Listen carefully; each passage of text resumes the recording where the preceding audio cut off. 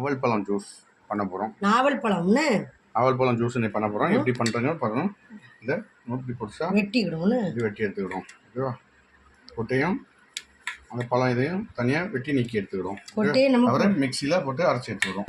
கொட்டையை நீக்கி நம்ம அரைச்சி எடுத்துக்கிடுவோம். ஓகே, இதை நம்ம மிக்சியில் அரைச்சி எடுத்துக்கிடுவோம். சீனி நம்ம எதுவுமே போடலை. இதில் தேன் ஊற்ற போகிறோம். ஓகேவா?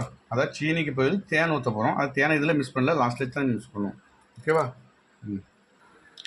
துளசி விதை நம்ம அந்த பாலுதாக போட மாட்டிங்களா? பாலுதாக போட பிறகு துளசி விதை அதை நனைய போட்டு நம்ம அதையும் இதில் மிக்ஸ் பண்ணியிருக்கோம். ஓகேவா? துளசி விதை. ஓகேவா? பாருங்கள், இதுதான் துளசி. நம்ம அந்த பாலுதாக்கெலாம் போடுவோம், அது கொஞ்சம் கம்மியாயிட்டு, அதனால் இன்னும் கொஞ்சம் கவர வச்சுருக்கோம். ஓகேவா? நம்ம போட்டோம்னா அது கொஞ்சம் கூட வரும்னு பார்த்தோம், கொஞ்சம் கம்மியாயிட்டு, அதனால் இன்னும் கொஞ்சம் அந்த விதையை ஒரு 5 நிமிஷத்தில் விதை நல்லா கோந்துடும். ஓகேவா?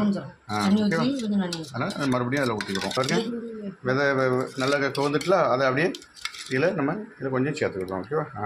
நல்லா ஒரு டப்பா ஒரிஜினல் தேன், அதாவது இங்கே எடுத்த தேன், அதை நம்ம ஏன்னா எல்லோரும் சீனி சேர்ப்பாங்க, நம்ம தேன் சேர்க்க போகிறோம். ஓகேவா? 2-3 கரண்டி விட்டுடுங்க.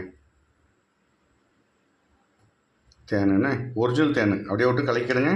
கலக்கிட்டு அப்படியே குடிக்க முடியலாம். பாருங்கள், நவப்பழம் ஜூஸ் எப்படி இருக்குன்னு பாருங்கள். ஓகேவா? ஏன்னா நம்ம தேன்லாம் அப்படியே தனித்தனியாக நிற்க பாருங்கள்.